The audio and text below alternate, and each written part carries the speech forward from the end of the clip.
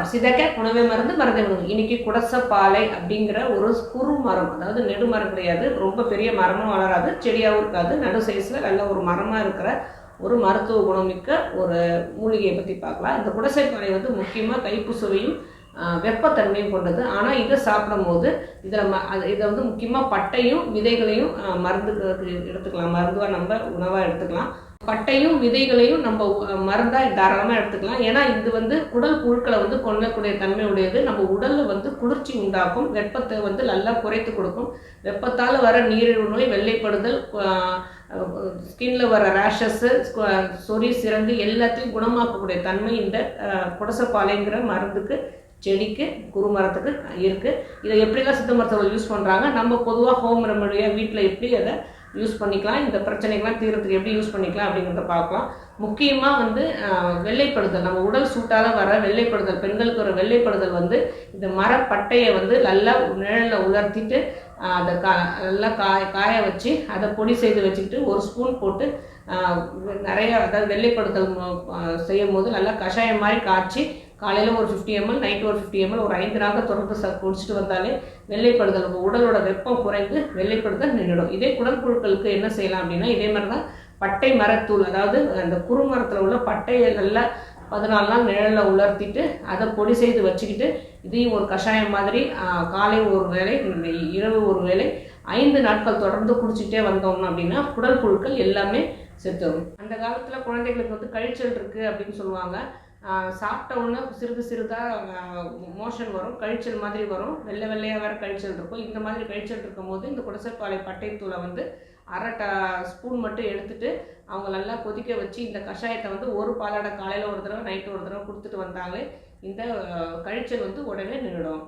இதே பெரியவங்களுக்கு வயிற்றுப்போக்கு இருந்தது அப்படின்னா, நிற்காம வயிற்றுப்போக்கு இருந்துகிட்டே இருந்தது, இல்லைன்னா சாப்பிட்டோன்னா அவங்களுக்கு மோஷன் வருது அப்படிங்கிற பிரச்சனை இருக்கும்போது இதோட வேர் உள்ள பட்டையை வந்து நல்லா கழுவி சுத்தம் செய்து இதை தூள் செய்து வச்சுக்கிட்டு காலை ஒரு வேளை, இரவு ஒரு வேளை, ஒரு 5 நாட்கள் மட்டும் நல்லா கொதிக்க வச்ச தண்ணீரில் கலந்து குடிச்சிட்டாங்க அப்படின்னா இந்த வயிற்றுப்போக்கும் பிரச்சனையும் உடனே அவங்களுக்கு குணமாயிடும். பெரியவங்களுக்கு வயிற்று எரிச்சலோட கேஸ்ட்ரிக் பிரச்சனை அதிகமாகிடுச்சு அப்படின்னா வயிறு எரியும், ஆனால் வலியும் இருக்கும். ரெண்டுமே இருக்கும் போது இதோட விதைகளை நல்லா உலர்த்தி வச்சுக்கிட்டு ஒரு சிட்டிகை மட்டும், ஏன்னா இதோட விதைகள் வந்து நிறைய கசப்பு தன்மை கொண்டது. இந்த கசப்பு தன்மை வந்து நம்மளோட வயிற்று கேஸ்ட்ரிக் பிரச்சனையையும் வயிற்று வலியும் குணமாக்கிடும். ஆனால் கொஞ்சம் கூட போச்சுன்னா உடம்புல உள்ள உஷ்ணத்தை வந்து அதிகமாக கொடுத்துரும். அதனால தான் இந்த விதைகளை வந்து உலர்த்தி நல்லா பொடி செய்து வச்சுக்கிட்டோம் அப்படின்னா அரை சிட்டிகை மட்டும் எடுத்துட்டு, இல்லைன்னா ஒரு சிட்டிகை எடுத்துட்டு அதிலெல்லாம் விதவிதப்பான தண்ணியில் கலந்து காலை ஒரு வேளை, மதியம் ஒரு வேளை, நைட்டு ஒரு வேளை இது மாதிரி குடிச்சிட்டு வந்தாங்க அப்படின்னா ஒரு 5 நாள்லேயே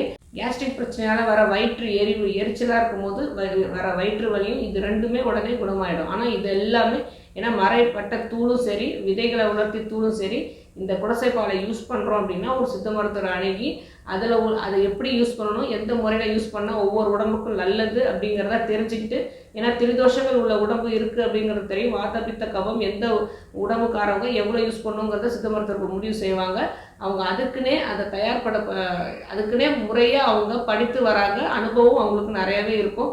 ஸோ எந்த ஒரு பொருட்களுமே கை வைத்தியமாக நம்ம பார்க்கும்போது அது முக்கியமாக இந்த குடசைப்பாலை அப்படின்னு பெரிய மருந்துகள் செய்யும் போது, இப்போ சாதாரணமாக கீரை எடுத்துக்கிட்டோம் அப்படின்னா அது சாதாரணமாக நம்ம சாப்பிட்லாம். அதெல்லாம் பொன்னாங்கண்ணி கீரையோ சரி, மஞ்சள் கரிசலாங்கண்ணி இதெல்லாம் எடுத்துக்கும் போது மருந்தாவே நம்ம எடுத்துக்கும் போது ஒரு 2-3 நாள் எடுத்து பார்த்துக்கலாம், குணமாகுதான்னு பார்த்துட்டு அதுக்கப்புறம் நம்ம சித்த மருத்துவம் அணுகலாம். ஆனால் குடசைப்பாலைங்கிற பெரிய மருந்தெல்லாம் நம்ம எடுத்துக்கும் போது அதுவும் குடல் புழுக்கள், வயிற்று எரிவு, ஸ்கின்ல வர ப்ராப்ளம்ஸ் இதெல்லாம் குணமாகணும் அப்படின்னா அது எடுத்துக்கிறதுக்கு முன்னாடி நம்ம சித்த மருத்துவரை அணுகி அதை எப்படி முறைப்படி எடுத்துக்கணுங்கிறத கண்டிப்பாக நம்ம தெரிஞ்சுக்கணும். இதே வந்து ஸ்கின்ல உள்ள ப்ராப்ளம்ஸ், அதாவது சொறி, சிரங்கு இந்த பிரச்சனைகள்லாம் சொன்னோம் இல்லையா, இதை வந்து விதைகள், பச்சை விதைகளை அப்படியே அரைச்சி அதை வந்து நல்லா சாறு அதில் பிழிஞ்சு தேங்காய் எண்ணெய் நல்லெண்ணெயோட சேர்த்து தைல மாதிரி காய்ச்சி வச்சுக்கிட்டோம் அப்படின்னா கையில் கால்கள்லாம் உடம்புல எங்கே இருந்தாலும் சொறி, சிரங்கு இருந்ததுன்னா இதை தடவிக்கிட்டே வந்தாலே முதல் 5 நாள்லேயே இந்த வந்து கொஞ்சம் கொஞ்சமாக குணம் நமக்கு நல்லாவே தெரியும். இதே கஷாயமாக்கி அதை கொடுத்து உள்ளுக்குள்ளேயும் நஞ்சு முறிவு, அதாவது உடம்புல வந்து நஞ்சுக்கள் இருந்தாலும் சரி, ஸ்கின்ல ரேஷஸ் முதல்ல தெரிய ஆரம்பிக்கும். இந்த நஞ்சுகளை நீக்கணும் அப்படின்னாலும் இந்த விதையை வந்து பச்சையாகவே அரைக்கணும் அப்படின்னா ஒரு நல்ல ஒரு 1/2 ஸ்பூன் மட்டும்தான் அந்த விதைகளை வந்து பச்சையாக அரைச்சி அதை வெதுவெதுப்பான தண்ணியில், ஏன்னா இது ஒரு உமட்டல் சென்சேஷன் நமக்கு கொடுக்கும், அதனால் வெதுவெதுப்பான தண்ணியில் குடிச்சிட்டு வந்தாலே 3 நாள் மட்டும் ஒரு வேளை குடிச்சிட்டு வந்தாலே உடம்புல உள்ள நச்சுகளை வந்து நீக்கி கொடுத்து ஸ்கின்ல வர ரேஷஸ்லாம் தாராளமாக குறைச்சிடும். ஸோ இந்த குடசப்பாலையும் நம்ம ஒரு மருந்தாக பார்க்கலாம். ஆனால் சித்த மருத்துவரோட ஆலோசனைப்படி இதை எடுத்துகிட்டு வந்தால் இது நமக்கு சிறந்த மருந்தாகவே அமைஞ்சிடும். ஆரோக்கியமாக வாழ்வோம். வேறு எதை பற்றி பேசணும்னு நீங்கள் நினச்சாலும் சரி தாராளமாக கமெண்ட் பண்ணுங்கள். உங்களுக்கு எந்த நோயாக இருந்தாலும் சித்தா கேரை அணுகுங்க.